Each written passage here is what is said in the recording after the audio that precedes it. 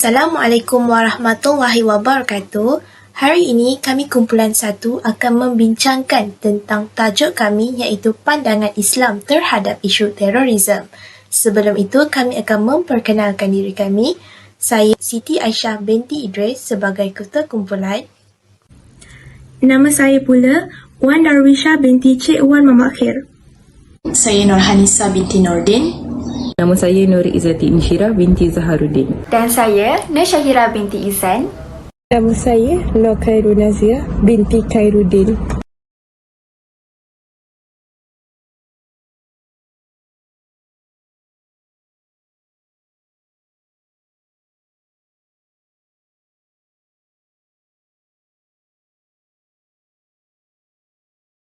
Kebelakangan ini terlalu banyak ideologi yang keras dan radikal yang muncul di persekitaran kita. Antaranya ialah isu terorisme ini. Apakah itu terorisme? Terorisme merupakan salah satu tindakan keganasan dalam mencapai sesuatu matlamat sama ada daripada segi politik maupun segi yang lain. Antara salah satu bentuk-bentuk terorisme ini adalah penderaan, pengeboman, penculikan, pembunuhan dan sebagainya. Apabila berlakunya isu keganasan ini, media barat sering kali menuding jari mereka kepada golongan Muslim sebagai pelakunya. Hal ini menyebabkan masyarakat barat melabelkan kaum Muslim sebagai teroris iaitu pengganas. Mereka juga memanipulasi minda masyarakat mereka dengan menyamakan konsep jihad dan juga konsep terorisme. Hal ini menyebabkan masyarakat semakin keliru dalam memahami ideologi bawaan golongan radikal ini.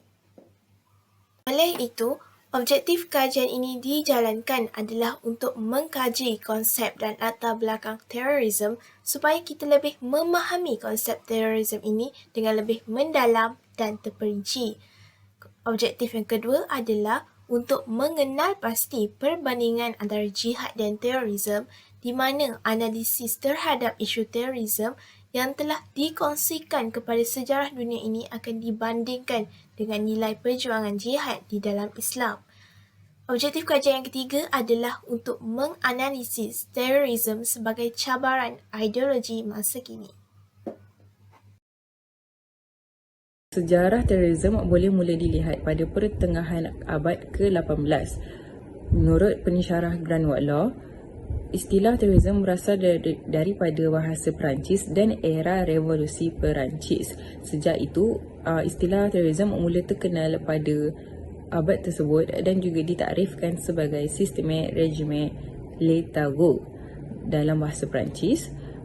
Dengan ayat ini jugalah memulalah era revolusi Perancis dan juga pengaruh yang kuat terhadap revolution yang lain.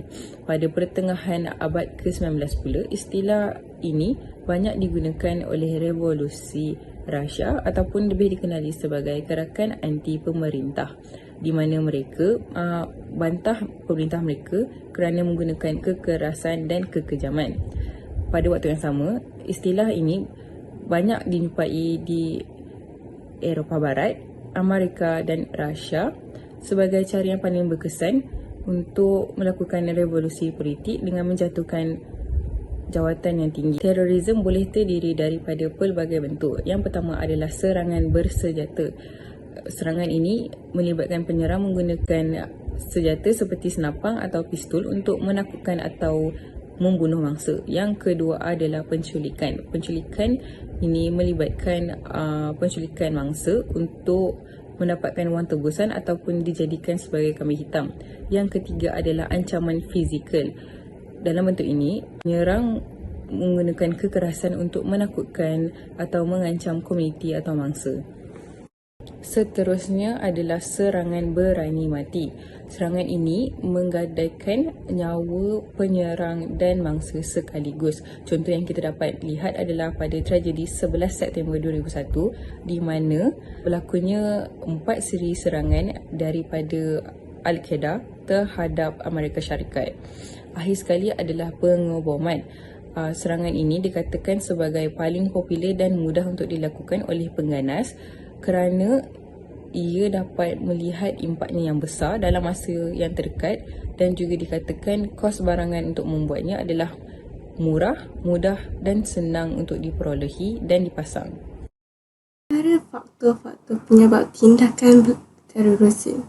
Yang pertama, etnik. Tindakan keganasan ini berlaku di kawasan yang dilanda konflik antara etnis atau etnik dalam sesebuah negara yang ingin merdeka. Sasaran adalah etnik atau bangsa lain yang diperjuangkan. Akhirnya menyebarkan keganasan digunakan sebagai cara untuk mencapai matlamat atau cara perjuangan. Yang kedua, bukan demokrasi. Itu bukan demokrasi juga merupakan salah satu penyebab tindakan terorisme berlaku. Tempat membiarkan keganasan disyaki terjadi di negara bukan demokrasi. Dalam negara demokrasi, semua rakyat berpeluang memberikan segala pandangan politik mereka. Demokrasi menjadikan rakyat sebagai perwakilan kuasa tertinggi dalam peraturan negara. Rakyat akan merasa terlibat dalam pengurusan negara. Perkara ini semestinya tidak berlaku di negara bukan demokrasi. Dan yang ketiga, radikalisme dan ekstremis agama. Radikalisme dan ekstremis agama adalah faktor penyebab tindakan terorisme. Banyak peristiwa keganasan yang berlaku di Indonesia berkaitan dengan punca ini. Motif asas yang kadang-kadang tidak nyata membuatkan radikalisme agama sebagai punca yang unik. Berbeza dengan kemiskinan atau layanan diskriminasi yang mudah diperhatikan, radikalisme agama sebahagiannya ditanam oleh pandangan dunia penganutnya. Oleh kerana kesalahan dalam memahami jihad, pengganas sering menggunakan jihad atas nama keganasan. Terorisme menurut hukum Islam. Al-Hirabah. Pengambilan barang-barang atau harta benda pengguna jalan di rumah atau di mana sahaja sama ada menggunakan cara kekerasan ataupun dengan sekadar mengancam mahupun membunuhnya. Al-Bahji. Melakukan penentangan yang diwakili oleh sekumpulan warga negara terhadap ketua negara atau ketua kerajaan dengan menggunakan cara kekerasan untuk menjatuhkan kerajaan yang sah. Hukuman Al-Hirabah. Kriteria pertama, memperoleh harta dengan cara kekerasan dan melakukan intimidasi sama ada pelakunya tidak mengambil harta ataupun tidak membunuh. Perlu menjalani hukum tarzir, iaitu dipenjara. Kriteria kedua, memperoleh harta dengan cara kekerasan, melakukan intimidasi dan pelakunya mengambil harta tetapi tidak membunuh. Perlu menjalani hukuman potong tangan dan kaki secara bersilang. Kriteria ketiga, memperoleh harta dengan cara kekerasan, melakukan intimidasi dengan pelakunya membunuh tetapi tidak mengambil harta, perlu menjalani hukum dibunuh. Kriteria keempat, memperoleh harta dengan cara kekerasan dan melakukan intimidasi dengan pelakunya membunuh dan mengambil harta, perlu menjalani hukum dibunuh. Hukuman Al-Bahji. Hukuman Tazir. Perbuatan jenayah secara langsung berkait dengan pemberontakan, seperti membunuh pegawai, memusnahkan bangunan, maka boleh dikenakan hukuman jarimah pemberontakan, iaitu hukuman mati jika tidak dapat pengampunan. Hukuman hudud. Perbuatan jenayah yang tidak berkait secara langsung dengan pemberontakan, seperti rogol dan minum keras dianggap sebagai perbuatan jenayah dan pelakunya boleh dikenakan hukuman hudud. Jihad adalah melakukan sesuatu perbuatan dengan bersungguh-sungguh atau boleh disebut sebagai suatu dedikasi. Terdapat perkataan lain yang mempunyai konsep yang serupa dengan jihad, iaitu ijtihad dan mujahadah. Penggunaan jihad sering dikaitkan dengan berjuang pada jalan Allah dengan mempertahankan agama Islam secara umum dan tegas. Para ahli fikah pula mengertikan jihad dengan peperangan melawan musuh. Dengan itu, jihad disinonimkan dengan perkataan harb, iaitu peperangan, atau ghaz, iaitu pertempuran. Namun begitu, istilah konsep jihad adalah sangat luas dalam kepelbagaian aspek hidup. Konsep jihad juga boleh diaplikasikan untuk pembaikan kehidupan seharian seperti usaha-usaha pembangunan yang berfaedah kepada seluruh umat Islam. Dengan itu, penumpuan dan penekanan jihad bukanlah terhad hanya untuk peperangan sahaja. Menurut pensyarah Mahmud Zuhdi Abdul Majid daripada Universiti Malaya, beliau mengatakan bahawa kedua-dua perkataan ijtihad dan mujahadah digunakan dalam konteks yang berlainan. Perkataan mujahadah dapat dilihat dalam konteks melawan. Contohnya, melawan nafsu atau melawan orang kafir. Konteks seperti keilmuan seperti aspek akademik pula lebih sesuai digunakan di dalam konsep ijtihad. Akhir sekali, jihad pula lebih kerap digunakan di dalam konteks perjuangan atau peperangan. Seterusnya, hubungan antara jihad dan terorisme. Jihad sering dikaitkan dengan berjuang pada jalan Allah dengan mempertahankan agama Islam secara umum dan tegas. Manakala terorisme pula ialah satu bentuk serangan yang dilancarkan oleh suatu kelompok atau kumpulan yang tertentu. Jihad bersifat melakukan perbaikan yakni islah walaupun dengan cara peperangan, tetapi terorisme bersifat merosak yakni ifsad dan anarkis yakni fauda. Jihad bertujuan untuk menegakkan agama Islam atau membela hak-hak pihak yang terzalimi. Terorisme pula bertujuan untuk membangkitkan perasaan takut di kalangan masyarakat. Jihad dilakukan dengan mengikuti aturan yang ditentukan oleh syariat dengan sasaran musuh yang sudah jelas. Manakala terorisme dilakukan tanpa aturan dan sasaran tanpa batas. Hukum berjihad adalah fardu ain apabila mempertahankan negara Islam dan fardu kifayah jika menjaga keamanan negara Islam dan memastikan selamat daripada ancaman musuh dan pemberontak. Hukum melakukan terorisme pula adalah haram, meskipun dilakukan oleh perseorangan, kelompok mahupun negara. Persamaan di antara jihad dan terorisme adalah kedua-dua bertujuan untuk membela agama Allah tetapi memiliki cara yang berbeza. Corak terkini terorisme. Perkembangan teknologi dan kemajuan situasi hubungan antarabangsa telah memberikan perspektif baru kepada fenomena terorisme global.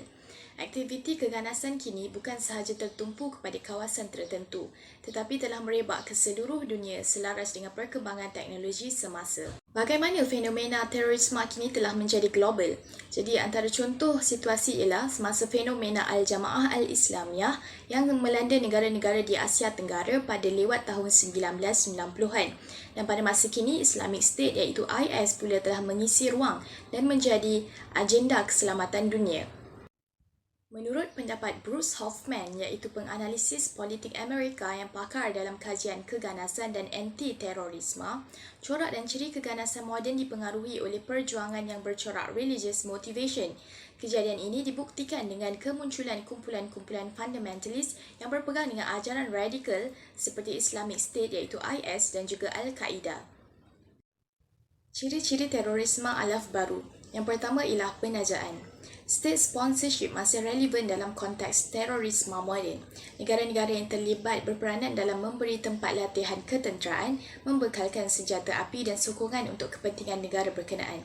Yang kedua ialah komunikasi. Walaupun kumpulan pengganas masa kini dianggotai oleh individu yang kurang terlatih, tetapi pelbagai bentuk komunikasi dan latihan boleh didapati dan dilakukan dengan mudah dan pantas seiring dengan perkembangan teknologi internet yang menjadi saluran perhubungan global pada ketika ini. Yang ketiga ialah penggunaan senjata bukan konvensional.